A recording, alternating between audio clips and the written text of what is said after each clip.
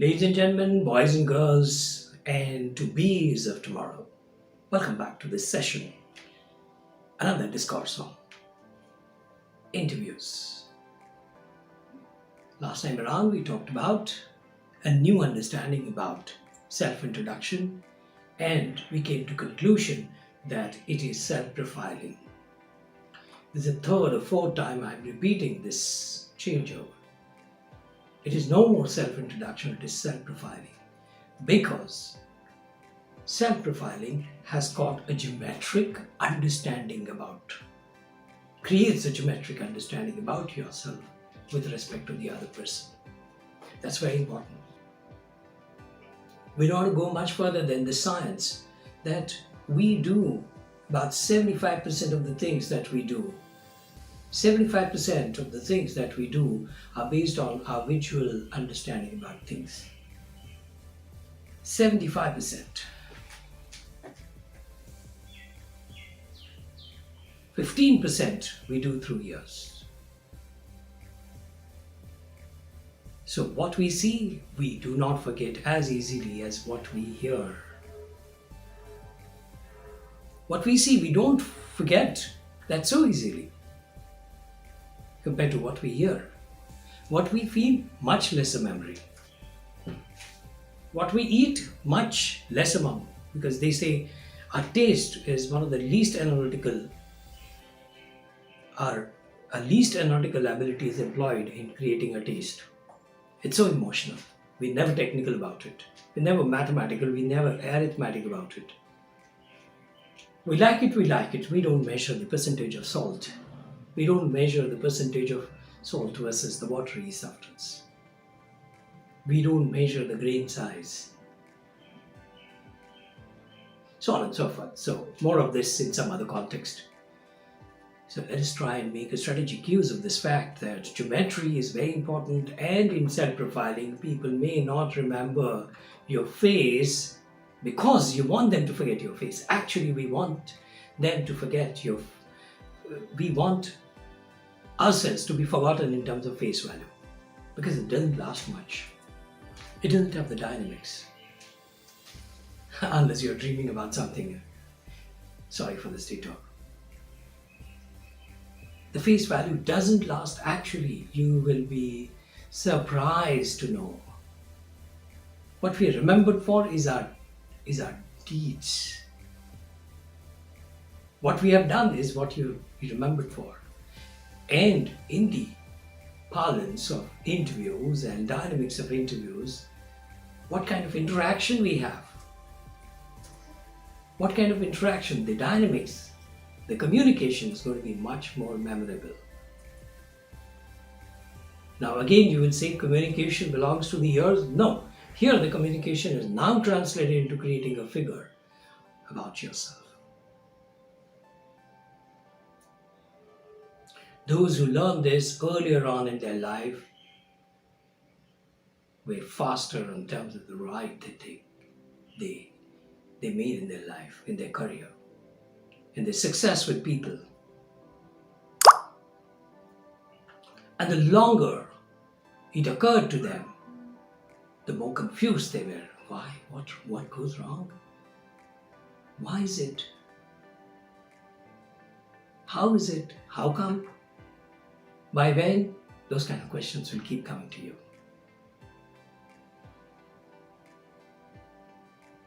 Self-profiling. We'll take another example of self-profiling. Let's talk about a young lady, 22 years. Her name is, let's make it a Cosmo name. Her name is Margarita Maran. 22-year-old girl, old lady. So here she comes. Hello sir, I'm Margarita Maran. I'm daughter of two teachers. I was brought up in Tellicherry, down south of India. I'm a commerce graduate and I did a 1-year internship with a major electronics company for digital marketing.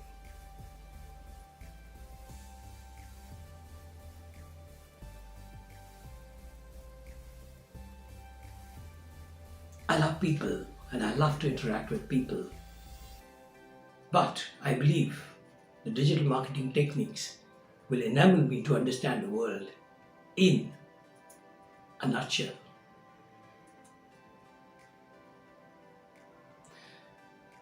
As a person, I'm a simple, outgoing socialite,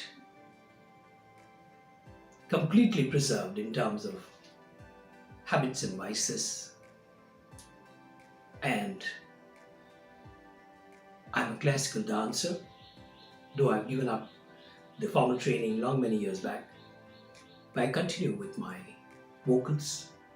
I sing regional light classical songs in Malayalam. That's about me, sir. Now that's about me, you can change it to that's a part of me. Improvisation. That's about me is a very formal statement. That's how you try to signal this is a full stop. But that's a part of me. I'm happy with. I got that expression.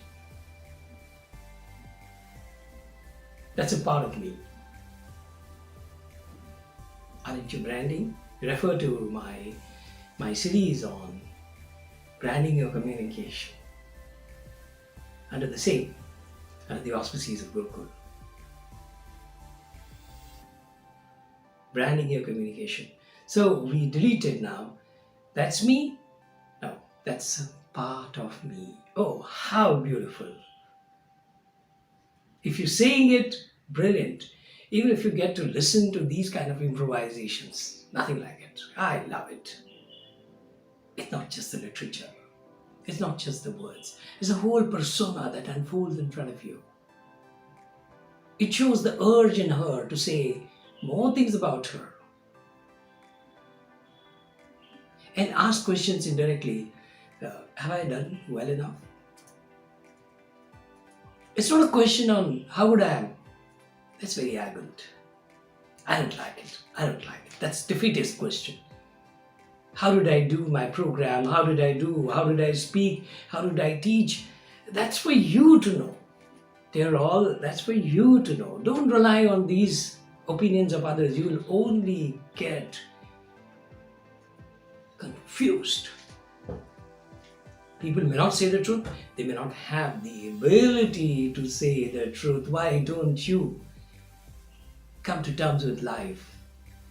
You're a specialist. You moved into this line many years back, mentally, physically, dedicatedly. And somebody else is a rank outsider. He just happened to be there while you spoke about it. They are valuable listeners, but they're not valuable consultants. Please understand that. Howsoever arrogant and old-fashioned I might sound, no. If you are in any managerial profession, any teaching profession, any counseling profession, better you know what you're doing. Just imagine an umpire who goes to the batsman and he says, "Oh, did I hurt you? Did you actually touch the ball? Did you kiss the ball? Did your bat kiss the ball?" That's for the posterity. Within the human frontier, he has given the best possible decision, so he doesn't have to consult the batsman. If at all, he's that generous and that outgoing, he has a rapport with the batsman, he can always say, "Please, dear, tell me, I feel so, I have made my decision, I just want to consult you before you say so." And probably 3 of the 5 batsmen would say, "Yes, I kissed it." Okay, fine. So would you like to walk out, or you want me to still raise a finger? Etc, etc, etc. So let's not get into somebody else's opinion. So that's a part of me. This little girl, Margarita, has announced her arrival by saying, "Look, that's only a part of me." There's more to come, more to come. Allow me to present that more, maybe not so much through the words, but through action. Actions speak louder than the words. It's a very unbranding statement because hundreds of people say that. Don't use this. It's a cliche. If at all you want to say it differently.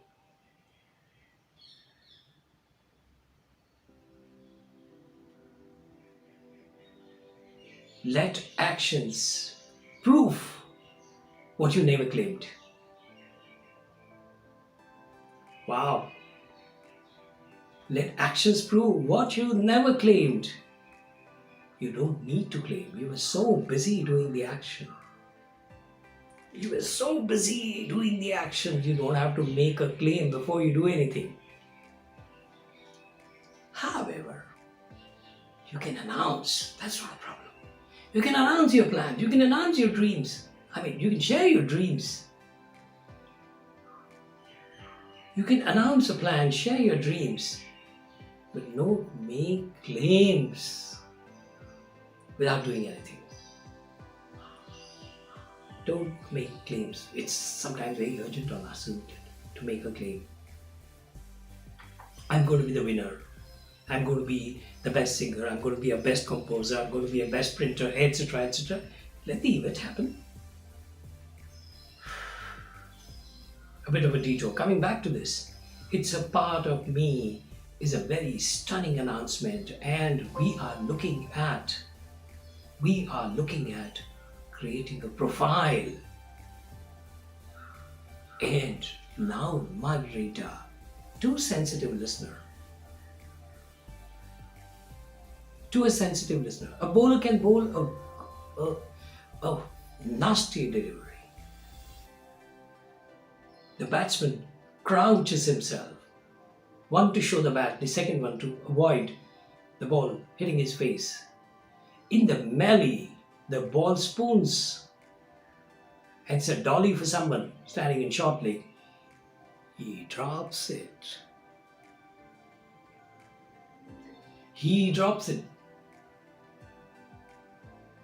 So what does the bowler do? What are these two faces? The batsman is still grimacing out of the pain, the big jerk. The bowler is expressing his wild, not so wild, after all, it's his colleague. But here he's expressing his turmoil. What does one do? You'll require somebody to catch on a good ball that you bowl. So life is like that. You say the best thing, but the people do not hear you. It doesn't matter. It doesn't matter. Keep on doing it.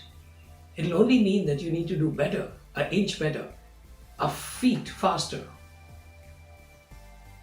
a meter taller, to enable people to take a cognizance of it. If it doesn't register with somebody as elite intellectual, a panel, as the interviewer's panel, I'm raising your stature, dear interviewers. If it falls on deaf ears, none of your fault. But you have done your best, a majestic best, because see the other dynamics of this. When you say a part of it in the story is something to come, it creates an excitement. I love it. That's a very, very basic part of dramatics.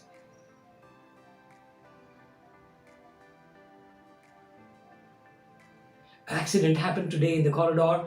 It's a very odd, very bland communication. While I was walking in the corridor, I saw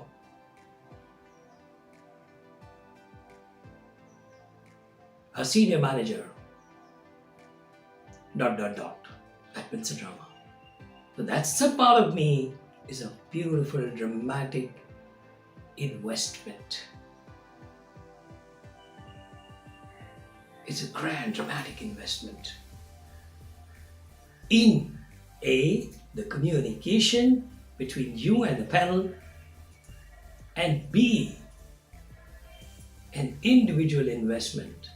People would be excited to know individually for different reasons, keeping different colors in mind, keeping different orchestra in mind, different raga in the mind, different background in the mind, what the other part is,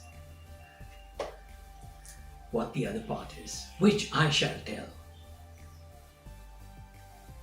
From the speech of Margareta, I shall tell in the next episode.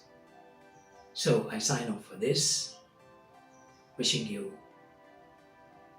the best of things in life, in message. See you again next time. Thank you.